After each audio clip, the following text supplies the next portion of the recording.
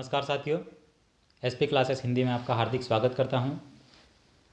दोस्तों, पिछले समय से हम पढ़ रहे थे क्षितिज भाग 1 कक्षा 9 की पुस्तक हिंदी, उसके सभी पाठों के कवि परिचय और पाठों का सरलार्थ। और उसी के साथ में हमने पिछले वीडियो में पढ़ा था श्यामाचरण दुबे कक्षा 9 की हिंदी क्षितिज भाग 1, उसमें पाठ 3 श्यामाचरण दुबे का कवि परिचय हमने देख लिया था। और अगर आपने वो वीडियो नहीं देखा है तो नीचे डिस्क्रिप्शन में दे रखा है लिंक, आप उससे देख सकते हैं। सभी पाठों को हम क्रमबद्ध तरीके से पढ़ रहे हैं। आप अगर सेकंड ग्रेड की तैयारी कर रहे हैं हिंदी से तो यह वीडियो आपके लिए बहुत ही उपयोगी साबित होने वाला है। और जो हम क्रमबद्ध तरीके से आने वाले समय में जो वीडियो ला रहे हैं वो आपके लिए बहुत ही महत्वपूर्ण है। इन सभी निःशुल्क कक्षाओं का आप आनंद लीजिए। तो चलिए शुरू करते हैं। पिछले अध्याय में हमने पढ़ लिया था श्यामाचरण दुबे का कवि परिचय। आज हम उपभोक्तावाद की संस्कृति। दोस्तों, पाठ को शुरू करने से पहले हम पाठ परिचय पढ़ लेते हैं। पहले उपभोक्तावाद की संस्कृति निबंध है। यह बाजार की गिरफ्त में आ रहे समाज की वास्तविकता को प्रस्तुत करता है। लेखक का मानना है कि हम विज्ञापन की चमक दमक के कारण वस्तुओं के पीछे भाग रहे हैं। हमारी निगाह गुणवत्ता पर नहीं है। संपन्न और अभिजन वर्ग द्वारा प्रदर्शनपूर्ण जीवन शैली अपनाई जा रही है जिसे सामान्य जन भी ललचाई निगाहों से देखते हैं। यह सभ्यता के विकास की चिंताजनक बात है जिसे उपभोक्तावाद ने परोसा है। लेखक की यह बात महत्वपूर्ण है कि जैसे जैसे यह दिखावे की संस्कृति फैलेगी, सामाजिक अशांति और विषमता भी बढ़ेगी। इस प्रकार की संस्कृति का बढ़ना सामाजिक असंतोष का कारण बन सकता है। अब हम बात करते हैं मेन पाठ उपभोक्तावाद की संस्कृति। इस पाठ का सरलार्थ करने जा रहे हैं। इस संपूर्ण पाठ को मैं पढ़ता जाऊंगा और जहाँ कहीं भी महत्वपूर्ण लगे उसको मैं हाईलाइट करवाते रहूँगा, अंडरलाइन करवाते रहेंगे ताकि वे महत्वपूर्ण बिंदु आप उनको याद रख सकें। परीक्षा में आने लायक जो भी होगा उसको मैं विशेष तौर पर आपको बताते रहूँगा। तो चलिए शुरू करते हैं। उपभोक्तावाद की संस्कृति। लेखक हैं श्यामाचरण दुबे, कक्षा 9 क्षितिज भाग 1 पाठ 3। पाठ कुछ इस प्रकार से है। उपभोक्तावाद की संस्कृति। धीरे धीरे सब कुछ बदल रहा है। एक नई जीवन शैली अपना वर्चस्व स्थापित कर रही है। उसके साथ आ रहा है एक नया जीवन दर्शन, और उस नए जीवन दर्शन का नाम दिया है उन्होंने उपभोक्तावाद का दर्शन। कि किस प्रकार से आज समाज एक उपभोक्तावादी संस्कृति की ओर अपने कदम बढ़ा रहा है। क्योंकि आप देखेंगे कि चारों ओर से बाज़ार में भी इतना सारा एडवर्टाइजमेंट किया जाता है कि हम न चाहते हुए भी उन वस्तुओं के प्रति आकर्षित हो जाते हैं और बिना आवश्यकताओं की चीज़ों को हम खरीद लेते हैं, चाहे वे हमारे लिए उपयोगी हो या ना हो। तो इसी प्रकार से हम आगे पढ़ते हैं। उत्पादन बढ़ाने पर जोर है चारों ओर। यह उत्पादन आपके लिए है, आपके भोग के लिए है, आपके सुख के लिए है। सुख की व्याख्या बदल गई है। इसमें आप ध्यान रखिएगा कि जो इस प्रकार का नया जीवन दर्शन है उसको कहा गया है उपभोक्तावाद का दर्शन। ठीक है। फिर आगे सुख की व्याख्या बदल गई है। उपभोग भोग ही सुख है। अंडरलाइन कीजिएगा कि उपभोग का भोग ही सुख माना जा रहा है। एक सूक्ष्म बदलाव आया है नई स्थिति में। उत्पादन तो आपके लिए है, पर आप यह भूल जाते हैं कि जाने अनजाने आज के माहौल में आपका चरित्र भी बदल रहा है और आप उत्पादन को समर्पित होते जा रहे हैं। उत्पादन आपके लिए नहीं है, अब ऐसा माना जा रहा है कि आप उस उत्पादन के लिए प्रयोग में लिए जा रहे हैं। अनावश्यक चीज़ों को खरीद करके हम अपने धन व्यय और अपने स्वास्थ्य का भी व्यय कर लेते हैं। देखिए आगे, विलासिता की सामग्रियों से बाजार भरा पड़ा है जो आपको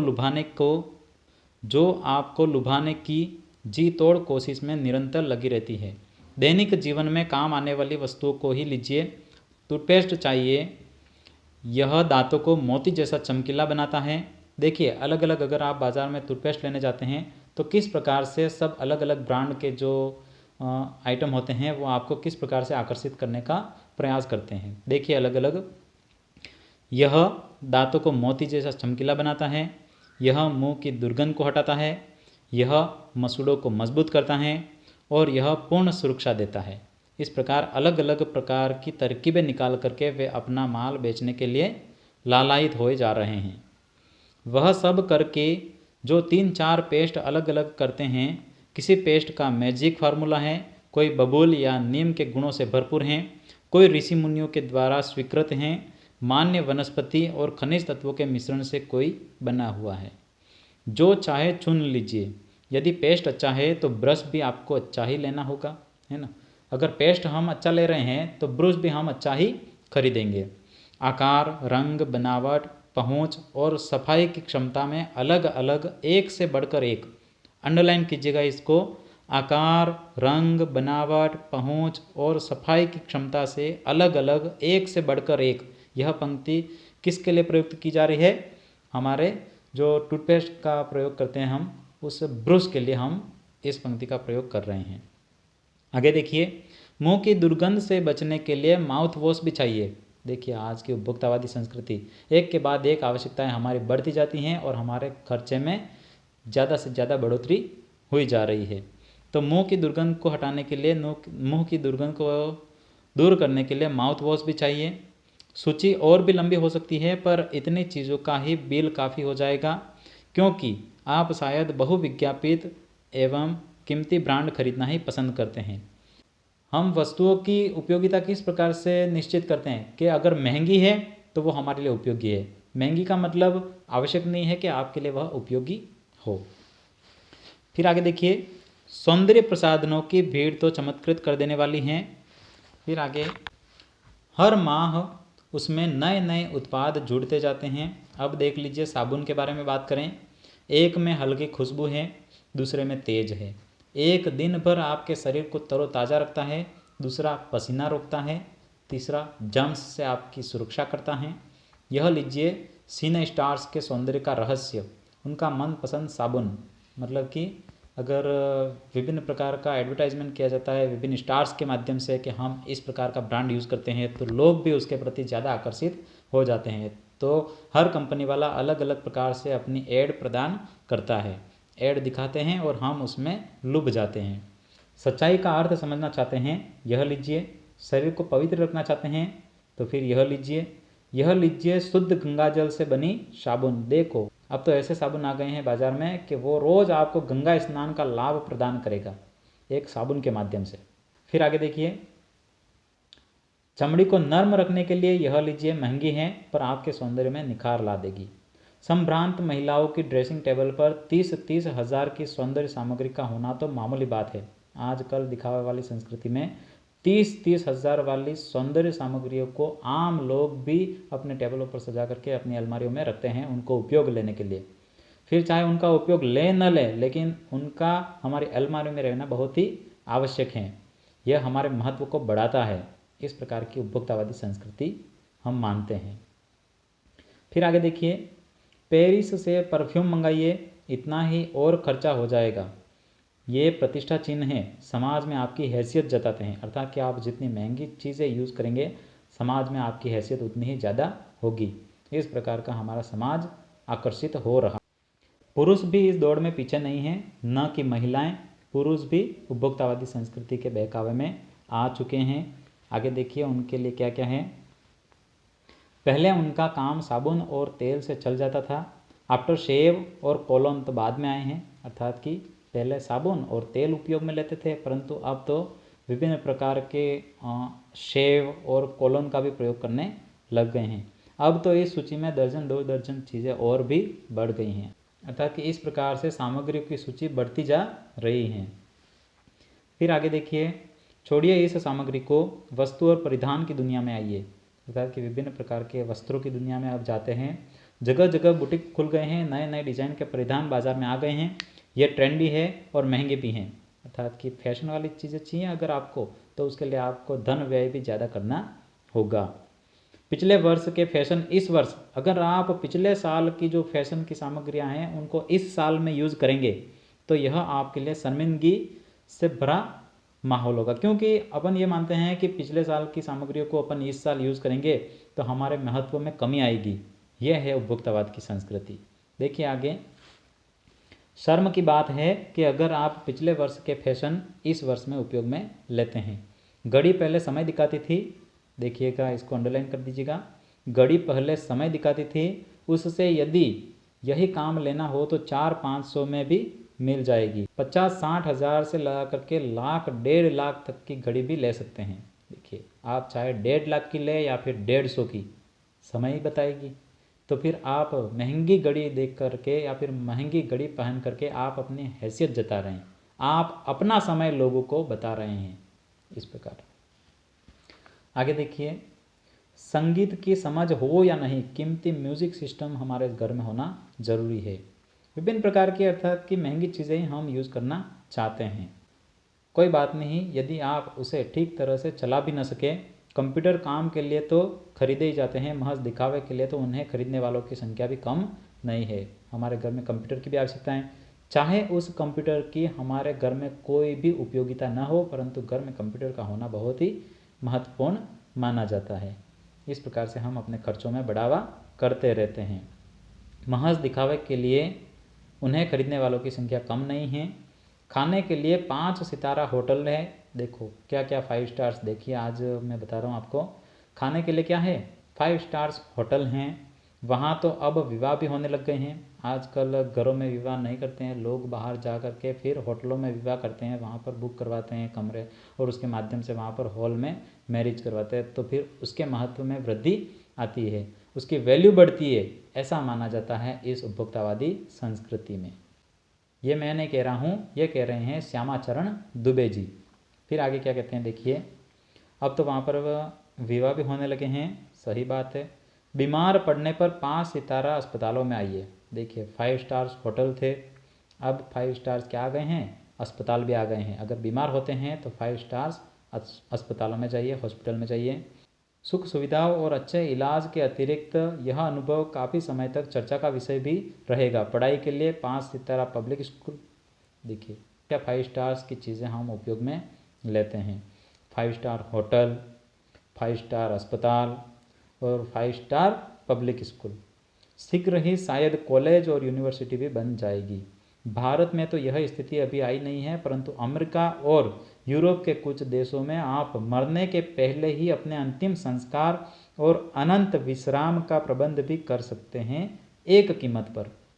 हमारे देश में तो यह संस्कृति अभी तक आई नहीं है, परंतु अमेरिका और यूरोप वाले जो देश हैं विकसित, देखिए कौन कौन सी संस्कृतियाँ पनप चुकी हैं वहाँ पर, कि आप वहाँ पर मरने से पहले अंतिम संस्कार और अनंत विश्राम का प्रबंध भी कर सकते हैं एक कीमत पर।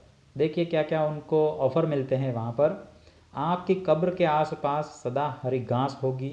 अरे भाई, मरने के बाद में कहाँ आवश्यकता रहती है हरी घास की। फिर भी एक प्रकार का उपभोक्तावादी संस्कृति कहता है कि वहाँ पर इस प्रकार की परंपरा कि आपको चाहे तो आप अपने मरने से पहले ही अपने मरने के बाद की सारी सुविधाओं का भी सारी सुविधाओं की व्यवस्था कर सकते हैं।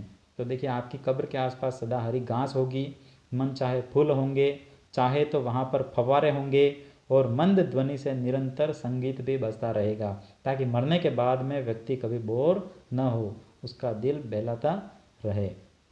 तो हो सकता है यह परंपरा कल भारत में भी आ जाए। अमेरिका में आज जो हो रहा है कल वह भारत में भी आ सकता है। प्रतिष्ठा के अनेक रूप होते हैं, चाहे वह हास्यास्पद ही क्यों न हो। तो यह एक प्रकार से हमारे लिए तो हास्यास्पद ही है, क्योंकि मरने के बाद में व्यक्ति का क्या होगा उसका प्रबंध अगर जीवित में ही कर दे तो फिर उसका क्या मतलब है ना। मरने के बाद किसने देखा कि आपको कहाँ पर रहना है, उसकी कहाँ सुविधाएं, उसको कहाँ की आवश्यकता नहीं होती है, फिर भी इस प्रकार का खर्चा हम दिखाते रहते हैं। देखिए आगे, यह है एक छोटी सी झलक उपभोक्तावादी समाज की। यह विशिष्ट जन का समाज है, पर सामान्य जन भी इसे ललचाई हुई निगाहों से देखते हैं। देखिए ये एक विशिष्ट जन का माहौल बनाया हुआ है, परंतु जो भी विशिष्ट जन कर रहे हैं उनको एक साधारण लोग भी करना चाहते हैं। उनको वे ललचाई हुई नज़रों से उनको देखा करते हैं कि भाई जैसे ही उनको भी मौका मिलेगा तो वे भी इन सारी सुविधाओं का आनंद लेंगे, उपभोग करेंगे। फिर आगे, उनकी दृष्टि में एक विज्ञापन की भाषा में यही है राइट चॉइस बेबी। इस प्रकार देखिए कि उनकी विज्ञापन की भाषा में इसी समाज को क्या कहते हैं कि यही है राइट चॉइस बेबी। अब विषय के गंभीर पक्ष की ओर जाएं तो देखिए इस उपभोक्तावादी संस्कृति का विकास भारत में क्यों हो रहा है। सामंती संस्कृति के तत्व भारत में पहले भी रहे हैं उपभोक्तावादी इस संस्कृति से जुड़ रहा है। आज सामंत बदल गए हैं, सामंती संस्कृति का मुहावरा बदल गया है। हम सांस्कृतिक अस्मिता की बात कितनी ही करें, परंपराओं का अवमूल्यन हुआ है, आस्थाओं का क्षरण हुआ है। कड़वा सत्य तो यह है कि हम बौद्धिक दासता स्वीकार कर रहे हैं, पश्चिम के सांस्कृतिक उपनिवेश बन रहे हैं, अर्थात कि हमारी संस्कृति जो भारतीय संस्कृति है वह किसकी ओर आकर्षित हो रही है, पाश्चात्य संस्कृति की ओर आकर्षित हो रही है। हम वास्तव में तो उपनिवेश से स्वतंत्र हो चुके हैं, हम अंग्रेजों से स्वतंत्र हो चुके हैं, परंतु हम दिमागी गुलाम हुए जा रहे हैं। दिमागी तौर पर हम किसी अन्य देशों के अर्थात कि पाश्चात्य संस्कृति के उपनिवेश बनते जा रहे हैं। हमारी नई संस्कृति अनुकरण की संस्कृति है, अंडरलाइन कीजिएगा इसको। हमारी नई संस्कृति को क्या नाम दिया गया है, अनुकरण की संस्कृति, और इसी को कहते हैं उपभोक्तावादी संस्कृति।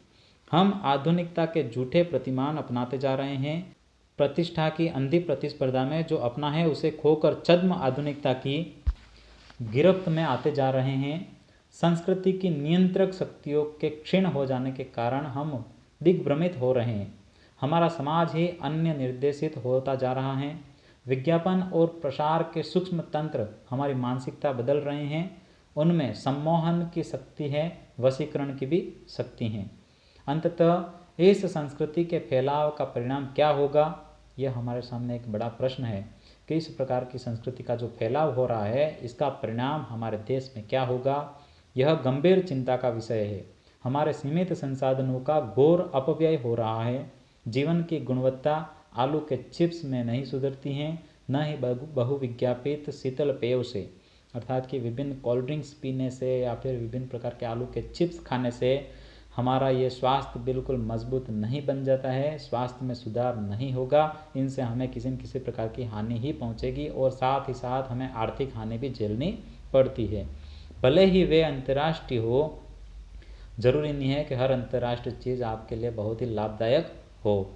फिर आगे देखिए, पिज़्ज़ा और बर्गर कितने ही आधुनिक हो हैं वे कूड़ा खाद्य ही, अर्थात कि कवि ने पिज़्ज़ा और बर्गर इनको क्या माना है, किसके समान माना है, कूड़ा, अर्थात कि कचरे के समान उन्होंने यह स्पष्ट किया, बिल्कुल इसको कचरे के समान मानते हैं। समाज में वर्गों की दूरी बढ़ रही है, सामाजिक सरोकारों में कमी आ रही है। जीवन स्तर का यह बढ़ता अंतर आक्रोश और अशांति को जन्म दे रहा है। जैसे जैसे दिखावे की यह संस्कृति फैलेगी, सामाजिक अशांति भी बढ़ेगी। अंडरलाइन कर लेना इसको। जैसे जैसे दिखावे की यह संस्कृति बढ़ेगी तो उसी के साथ में सामाजिक अशांति भी बढ़ेगी।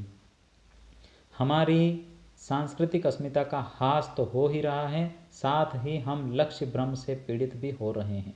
विकास के विराट उद्देश्य पीछे हट रहे हैं। हम झूठी तुष्टि के तात्कालिक लक्ष्यों का पीछा कर रहे हैं। मर्यादाएं टूट रही हैं, नैतिक मानदंड ढीले पड़ रहे हैं, व्यक्ति केंद्रिकता बढ़ रही है, स्वार्थ परमार्थ पर हावी हो रहा है, भोग की आकांक्षाएं आसमान को छू रही हैं। किस बिंदु पर रुकेगी यह दौड़? यह दौड़ उपभोक्तावादी संस्कृति की जो दौड़ है यह प्रारंभ हो चुकी है। यह कहाँ पर जा कर के रुकेगी, यह प्रश्न हमारे सामने कवि कर रहे हैं। गांधी जी की कुछ उक्तियाँ हैं, देखिए। गांधी जी ने कहा था कि हम स्वस्थ सांस्कृतिक प्रभावों के लिए अपने दरवाजे खिड़की खुले रखें, अपनी बुनियाद पर कायम रखें। हम विभिन्न प्रकार की संस्कृतियों का स्वागत तो जरूर कर सकते हैं, लेकिन हम हमारी संस्कृति, हमारी जो आवश्यकताएं हैं उनको हम अच्छी भली भांति समझ करके अगर वस्तुओं का उपयोग करेंगे तो वह हमारे लिए फ़ायदेमंद भी होगी। अर्थात कि हमें अपनी बुनियाद को कभी छोड़ना नहीं है। उपभोक्ता संस्कृति हमारी सामाजिक नींव को ही हिला रही है। यह एक बड़ा हमारे सामने खतरा है। भविष्य के लिए यह एक बड़ी चुनौती है। अर्थात कि इस प्रकार की संस्कृति का फैलाव जो हमारे भारत में हो रहा है यह हमारे लिए बहुत ही बड़ी चुनौती स्पष्ट साबित हो सकती है। यह हमारे लिए बहुत ही बड़ी चुनौती साबित हो सकता है। इसलिए हमें इस प्रकार की संस्कृति से बचने का प्रयास करना चाहिए और जो हमारी ज़रूरतमंद की चीज़ें हैं उनका हमें उपभोग करना चाहिए ताकि सबको फ़ायदा प्राप्त हो सके, और ज़्यादा से ज़्यादा हमें स्वदेशी वस्तुओं का ही उपयोग करना चाहिए। इस प्रकार कवि यह कहते हैं। दोस्तों, इसमें यह तो था पूरा पाठ, और इसके अंत में कुछ ऐसे महत्वपूर्ण बिंदु दे रखे हैं जिनको हमें समझना आवश्यक है। कुछ ऐसे शब्दों का प्रयोग इस पाठ में किया गया है, उनकी विस्तृत व्याख्या हम करते हैं। एक शब्द आता है सांस्कृतिक अस्मिता। सांस्कृतिक अस्मिता देखिए, अस्मिता से तात्पर्य है पहचान। हम भारतीयों की अपनी एक सांस्कृतिक पहचान है। यह सांस्कृतिक पहचान भारत की विभिन्न संस्कृतियों के मेल जोल से बनी है। इस मिली जुली सांस्कृतिक पहचान को ही हम सांस्कृतिक अस्मिता कहते हैं। फिर दूसरा शब्द है सांस्कृतिक उपनिवेश। विजेता देश जिन देशों पर अपना प्रभुत्व स्थापित करता है वे देश उसके उपनिवेश कहलाते हैं। जैसे हमारा देश पहले इंग्लैंड का उपनिवेश था। इस प्रकार से अगर कोई देश उस देश पर कब्जा कर लेता है तो फिर वह उनका क्या माना जाता है, उपनिवेश। परंतु यह आवश्यक है कि वहाँ के लोग उस उपनिवेश में रहने चाहिए। तो विजेता देश जिन देशों पर अपना प्रभुत्व स्थापित करता है वे देश उपनिवेश कहलाते हैं। सामान्यतया विजेता देश की संस्कृति विजित देशों पर लादी जाती है। दूसरी तरफ हीनता ग्रंथिवश विजित देश विजेता देश की संस्कृति को अपनाने भी लगते हैं। लंबे समय तक विजेता देश की संस्कृति को अपनाए रखना सांस्कृतिक उपनिवेश बनना है। अब देखिए विभिन्न प्रकार के हमारे उदाहरण हमारे सामने हैं। जैसे हम बताएं कि हमारे भारत में अंग्रेजों का शासन था, कई सालों तक उन्होंने शासन किया। उसके बाद में जब वे चले गए और उसके बाद भी उनकी संस्कृति भारत में छोड़ गए। हम आज जो जिस प्रकार का जीवन यापन कर रहे हैं, हमारा पहनावा हर प्रकार का हमारा रंग रूप चेंज हो गया। क्यों? क्योंकि उनकी संस्कृति का प्रभाव हमारे देश में पड़ा था। तो यह होता है सांस्कृतिक उपनिवेश। फिर एक शब्द है बौद्धिक दासता। अन्य को श्रेष्ठ समझकर उसकी बौद्धिकता के प्रति बिना आलोचनात्मक दृष्टि अपनाए उसे स्वीकार कर लेना बौद्धिक दासता है। फिर है छद्म आधुनिकता। आधुनिकता का सरोकार विचार और व्यवहार दोनों से हैं। तर्कशील वैज्ञानिक और आलोचनात्मक दृष्टि के साथ नवीनता का स्वीकार आधुनिकता है। जब हम आधुनिकता को वैचारिक आग्रह के साथ स्वीकार न कर उसे फैशन के रूप में अपना लेते हैं तो वह छद्म आधुनिकता कहलाती है। दोस्तों, यह था महत्वपूर्ण पाठ उपभोक्तावाद की संस्कृति। आगे हम लेकर आएंगे अपना दूसरा पाठ। 3 पाठ हमने पढ़ लिए हैं, उसके बाद हम चौथा पाठ पढ़ेंगे। तब तक के लिए धन्यवाद। जय हिंद। दोस्तों, हमारे चैनल से जुड़े रहिए और अपनी तैयारी को मजबूत करते रहिए। मिलते हैं अगले वीडियो में। जय हिंद।